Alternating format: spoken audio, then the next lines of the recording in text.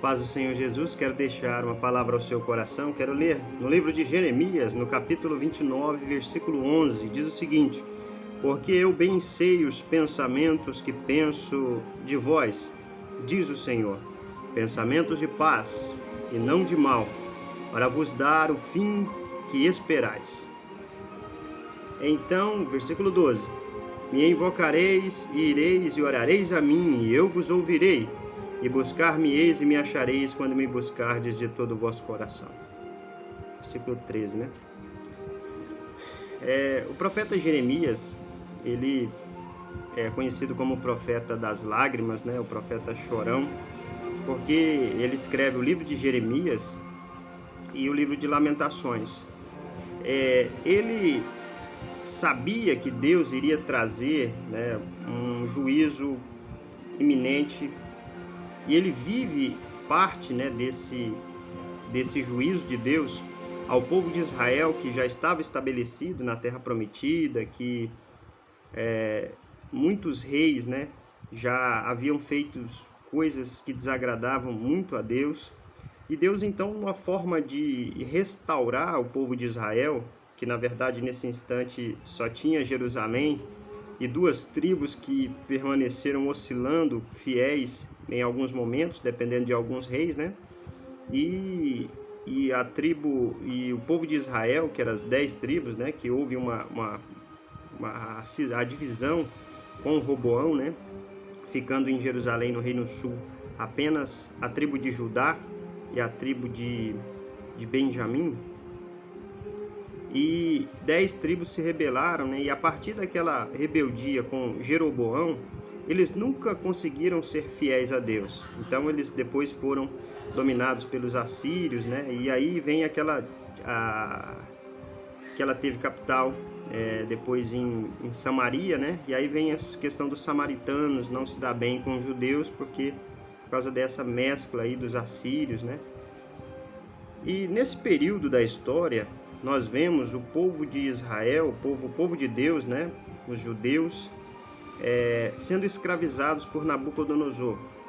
E esse capítulo 29 é uma carta que Jeremias manda para os cativos que estavam na Babilônia, né?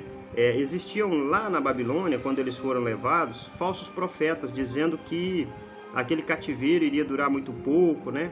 E essa carta que Jeremias envia a esses anciãos, a todas as pessoas que estavam lá, né, de Jerusalém, era uma carta bem específica, explicando que não seria um cativeiro que duraria pouco tempo, né? Ele até diz 70 anos, aqui em Jeremias 25:11 fala sobre isso, e aqui Jeremias 29:10, no versículo 10, fala dos 70 anos, né? Porque Deus precisava tratar com esse povo de uma forma mais dura, porque eles estavam desobedecendo a Deus, né? E tendo oportunidade de adorar a Deus, de servir a Deus com todo o seu coração, eles não estavam mais se voltando para Deus, vivendo como deveriam viver, né? De acordo com a palavra de Deus. E Deus permite então esse cativeiro, não era para simplesmente fazer o povo sofrer por fazer, mas era para que aquele povo aprendesse a depender de Deus. Aprendesse a depender de Deus. Depois eu compro, Manuel, tô gravando. Eu falei fufa. Aí, vai lá pra fora. Esse cativeiro, né, não foi uma forma de Deus punir por punir. Deus queria tratar para que o povo voltasse para ele e eles vissem, né, eles observassem de fato como era a depender de Deus e ser escravizado pelos inimigos, né?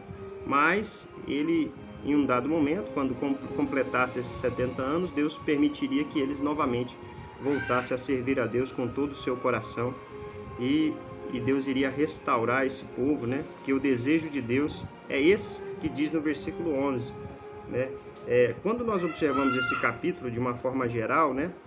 Nós vemos aqui Deus dando orientação para o povo construir casa. No versículo 3, aqui a partir do versículo 5, aliás, diz assim: edificai casas e habitai-as, plantai jardins e comei do seu fruto. tomai mulheres, gerai filhos e filhas, tomai mulheres para vossos filhos e dai vossas filhas a maridos, para que tenham filhos e filhas e multiplicai-vos ali e não vos diminuais.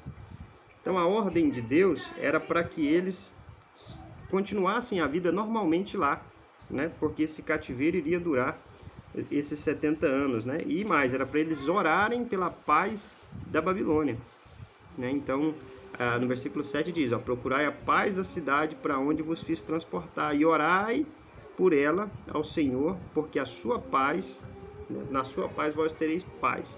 Então Deus permite eles passarem por isso, e aqueles que não foram levados para a Babilônia estariam numa situação calamitosa, de grande dificuldade, né? De miséria, de grande dificuldade, porque Deus estava punindo o povo pela sua desobediência, pela falta de fidelidade, de compromisso com Deus. Mas, como Deus tem um plano específico com o povo de Deus, com o povo dele, ele diz, né, no versículo 10, certamente que passados 70 anos em Babilônia vos visitarei e cumprirei sobre vós a minha boa palavra, tornando-vos a trazer a este lugar. E aí ele diz, né, porque eu bem sei os pensamentos que penso sobre vós, de vós, diz o Senhor, pensamentos de paz e não de mal, para vos dar o fim que esperais. Então o desejo de Deus era esses pensamentos de paz, pensamentos de bênção, né, e de restaurar, de tratar com o povo pela desobediência que eles estavam, né? E aí o versículo 12 mostra que eles, esse remanescente, iria invocar o Senhor, iria adorar a Deus, orar, né? E aí Deus iria ouvir e restaurar esse povo, e a gente pode observar essa restauração que acontece, né, no livro de Neemias, de Esdras, quando Deus levanta homens, né? Primeiro ele levanta Ciro, que era Medo-Persa, né, que domina a Babilônia, e Deus havia escrito, né, na palavra de Deus, tu és o meu ungido, Ciro e tal. Então ele dá um decreto para que o povo de Israel voltasse a construir casas em Jerusalém, depois desse processo todinho de tratamento de Deus com o povo, né, pela desobediência, para que o povo se voltasse de fato a ele com o seu coração, né, que adorasse a Deus como deveria adorar. E ele diz, né, buscar-me-eis e me achareis quando me buscar de todo o vosso coração. É assim que todo cristão deve buscar a Deus, de todo o coração, com todas as suas forças, né?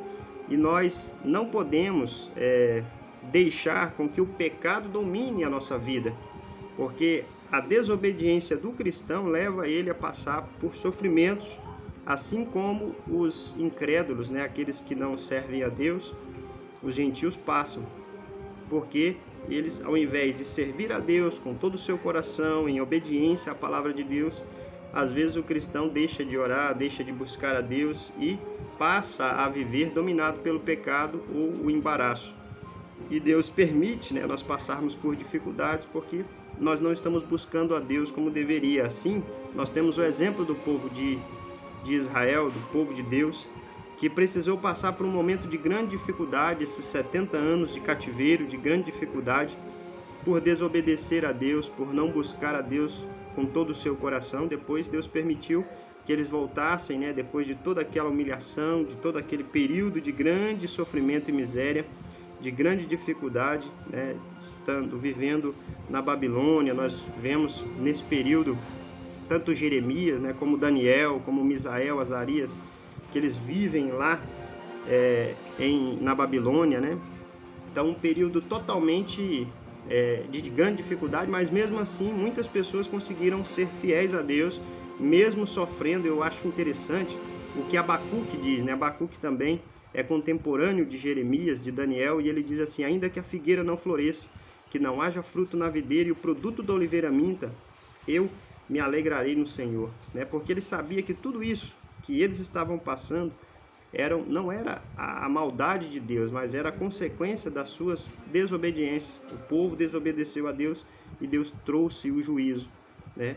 E mesmo que ele estivesse passando por maiores dificuldades, ele se alegraria em Deus, porque ele sabia que Deus estava no controle de tudo. Então Deus está no controle de tudo, ele sabe o que é melhor para você, e ele tem esses pensamentos de paz, né? E não de mal, para nos dar o fim que nós esperamos. Então, O que nós precisamos fazer é invocar a Ele, voltar para Deus, né? E Ele vai sim nos ouvir e nos dar força para permanecermos fazendo a vontade de Deus quando nós buscarmos a Ele de todo o nosso coração. O nosso Senhor Jesus está com os olhos, né, voltados para nos ouvir, para nos abençoar, mas nós precisamos viver em obediência à Tua palavra. Que Deus abençoe grandemente a sua vida no nome de Jesus.